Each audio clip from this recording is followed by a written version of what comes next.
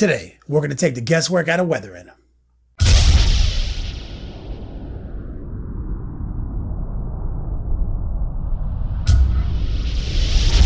Yo dog, Kenny Boucher here, Next Level Painting, hitting you up on the literal best of all days in the Beats Lab in Hollywood, California. Hitting you up with yet again another painting tutorial. We're bringing it back out. We're bringing out the crashed Aquila lander that we worked on last week. Now, that was a special episode because we used some interesting paints in an interesting order of operations, in an order that would surprise you, to get some amazing results. But then that same day, because on Fridays, I'm also live on Twitch, same day we took the same piece, took it to the next level live. Don't want to miss that Twitch action, guys. I'm telling you, it is the missing link. Then on the following Tuesday on Twitch, we took another piece of the Aquila lander and we took it to the next level using a very special set of paints. The new 15 from Secret Weapon Miniatures. It's finally here. You've heard me sing the praise of Secret Weapon Miniatures before, and I'm going to tell you right now, the new 15 brings that heat. So today we're going to use the new 15 and we're going to take the guesswork out of the weathering process. It's going to be a fun, concise video, guys. Literally, don't miss this shit. If you guys can give me a second to shout out a couple of clutch individuals over on my Patreon page. We got my main man, William, Killer Minis, Drive Through Review, and of course, Kyle. Thank you guys from the bottom of my heart. Patreon is my crowdfunding page. It's how I keep the lights on. Thank you. Of course, thelongwar.net is the home of the battle reports and all the breaking 8th edition action. You're not going to want to miss a thing over there. Let's do this thing, guys. Here is that whole of the crashed Aquila lander from last week's video. We took it to the next level on Twitch. We talked about that earlier. Just wanted to show you guys exactly what we're doing with these secret weapon paints. Here's a cool example of some weathering. We went beast mode on this and worked it out. Tried almost every paint in the new 15 to see what we liked, how to use them. So let's get this party started with a little bit of dark iron, one of my new favorite metallics in existence. It's a very dark metal. It's amazing for comboing off of and creating nice antique looks. I guess it's designed to work with a brighter metal, so that way you can just use some simple dry brushing techniques to create that texture. But for now, we're just putting it all raw dog. There's no water. We just literally pulled it out of the pot and we're just working it into this engine compartment on this wing for the sake of this tutorial. And that engine compartment was already all painted with Secret Weapon Old 15 using some old rust and brown rust. And we're just throwing this right over that brown rust, which I think is pretty cool because any spot you don't actually hit with the metal, it's going to have that underlying tone of rusty garbage, essentially. And you can see it goes on pretty quick. It dries really fast. We didn't even really have to water it down for this. It's pretty solid. And here's a good example. You see that brown rust?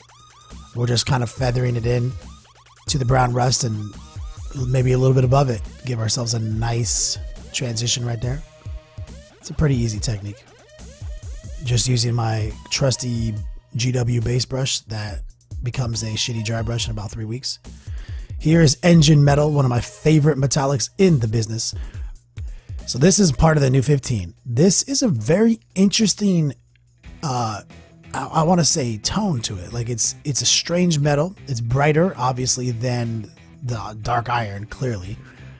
It's got a very unique color profile. It's pretty cool. And you see right here, immediately we're dry brushing it over the dark iron and getting some great antiquing, some great pitting, some scoring, a solid texture to our metal compartment here. Like, we're not saying that this is a busted ass, beat down piece of metal, but we're saying it's well used and it's giving you that illusion very fast with very minimal headache. It's definitely taking the guesswork out of the color combos here. So all I'm doing is dry brushing it in against the razor edges here. And then I'm slowly getting more and more aggressive as I bring it into the planes of the flat areas of some of these panels. Get ourselves a nice blend. The concept is like, imagine if you were trying to paint this whole thing with this metal, but you had almost none of the metal on the brush. You see, and then that way the dark underlying metal is getting feathered into and creating nice transitions and nice antiquing. And this is no wash necessary. Now, a lot of times I would just paint it the bright metal and use a wash to create this effect. This gives you a very organic look. I'm not saying one is better than the other, but this is really fucking easy to do. Feeling good about it. This engine compartment, bunch of doodads. This old ass crashed Aquila from I think the Battle of McCrag set. Is that where it came from? Man, it's an old piece. I'm even scoring some of that metal along the edges here, indicating maybe some of the paint is chipping away slowly. Who knows? So we're gonna grab Engine Rust, one of their brand new colors. And this, I have a bit of a love-hate relationship with this color. First, I didn't know how to do what it was. It's actually that super realistic rust that's almost pink. Now I had a phone call with my man Justin to talk about it, and this is the realistic tone here. Now this is like, so you normally catch me using very bright oranges to excite the model. And a little bit of history, Secret Weapon Miniatures, my man Justin, he comes from definitely more of that realistic historicals background, award-winning even. And so he, when designing this set of paints, was looking for the most realistic weather set you can get that would take the guesswork out of it. And if you thin this paint down and you start applying it and juicing it into these cracks, it's going to give you a very realistic dry pattern. The staining, where it's going to build up, where it's going to be kind of starting to begin to separate from the pigment, and the way it dries out naturally gives you an insanely realistic rust effect, true to real life. Whereas, like I said in the past, I use very insanely bright oranges. That's a little bit less realistic and a little bit more dramatic, but there's no reason you can't use both, right? So we're going to just apply this juicing method. We're going to just slide it into some of these corners. We're going to let some of it build up kind of deeper in one pocket, and then we're going to drag it out and thin it out so we get a very interesting stain pattern. And we're mainly going to focus on just one side of this engine compartment, like the rust is building up on just this one side, because we're going to come back in and do something interesting on the top side. And it's pretty cool in this engine compartment. There's some dirt that's inside of here, and we're just painting it like it's rust, so we get bonus detail texture. Baller. Pretty easy. And like I said, this is the juicing technique where I'm really watering it down, letting it do its thing.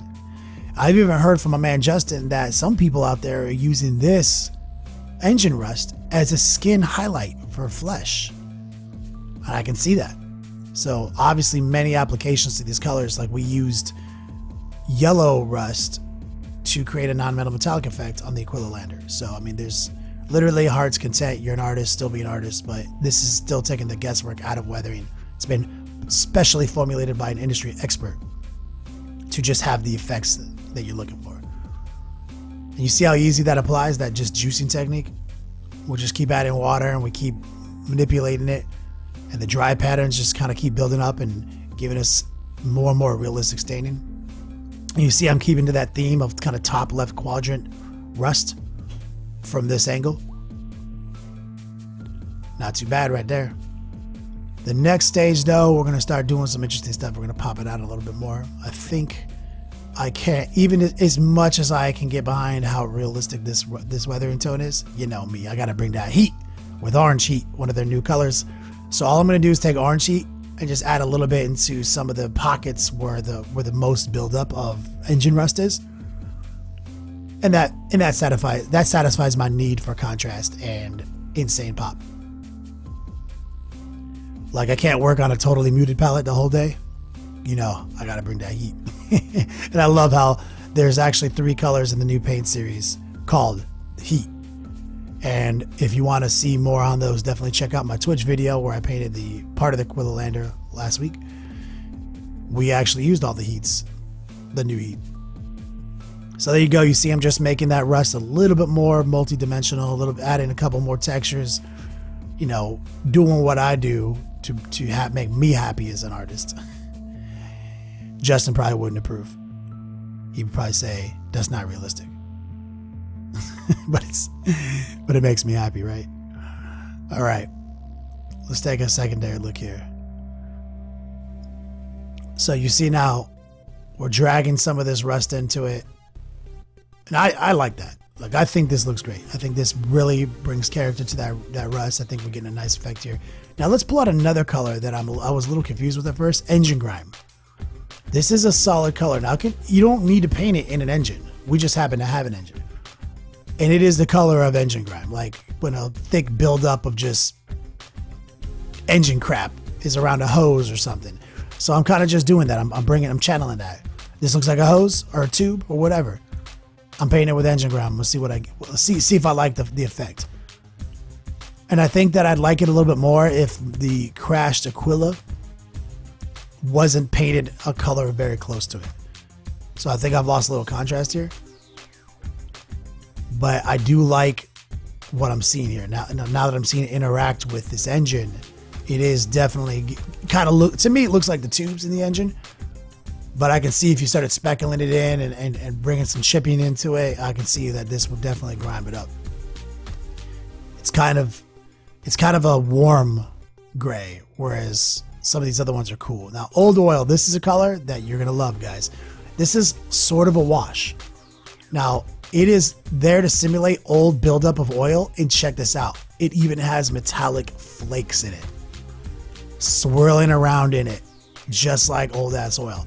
So now you can see immediately the theme here. So we're going to take this old oil, top right quadrant, opposite of the rust pattern. And in my mind, I'm trying to be somewhat realistic. I'm saying that seals have popped, whatever, oil.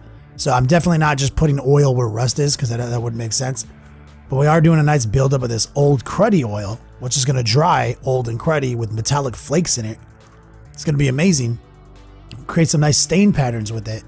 But then I've got one more trick up the sleeve that I'm super excited for, to just keep on with this effect. And you can just go out. Look how good it just sits in those cracks. It's very thick. The medium is just right. See how you can feather it out. It really just sits there. Doesn't really drain away. It's not quite a wash. It's definitely more on the paint side. And I'm even going to put some here over the non-metallic surface, just so those metallic flakes make me happy. All right. Here's the color I'm most excited about. I literally fucking ecstatic. Fresh oil. This is a wash. You can shake this up and literally just drop it right out of the container onto surfaces. But it's a gloss wash effect here. So you juice it on to the same areas, and I'm going to create even more staining. And this is the brand new oil. And it looks exactly like oil. It's insane, bro. And it dries, like I said, it dries gloss, whereas the old oil dries cruddy and dull. So what we're going to do is we're going to start budding the new oil right up against the old oil, creating a dry pattern. You see, let's check this out. Boom. Realistic oil staining right there. Getting ourselves a real dry pattern where the fresh oil is still shiny and farther away from the buildup. I haven't really put too much thought into where the oil goes, but I do know I like this staining. And this is going to dry shiny. So do this after any kind of matte varnish or seal coats you would do. This is definitely one of the coolest colors I've ever used. Now here's one last color. Now I'm sure some people are going to find amazing uses for this. This is another glossy, juicy paint, engine fluid. Now obviously it looks like radiator fluid or cooler or coolant. And I'm just going to apply some here, maybe where these hoses meet these boxes in this engine. Like, I don't know what they do. Maybe just drop a little bit of engine fluid there. Maybe some shit's leaking right there. I don't know. I feel like if you were in the more realistic world, you would know exactly where to put these. But right now, this is a crashed Aquila with an engine that has things that don't make sense to me. But it is great. I feel like you have a lot of opportunities with this line. And this isn't even, I mean, there's more paint. We haven't even gone over all of it. But so far, so good. Like I said, take a second look. This is the crashed Aquila right here. We painted this with tire black and rubber and all these dust colors that Secret Weapon has in their line. We painted a whole tutorial on that. And then here we got this other part of the lander where we use all the new 15s, like the heating effects and some of the patinas and the oxidations and the rust, man. Anyway, guys, check it out all day, every day. Thanks for watching.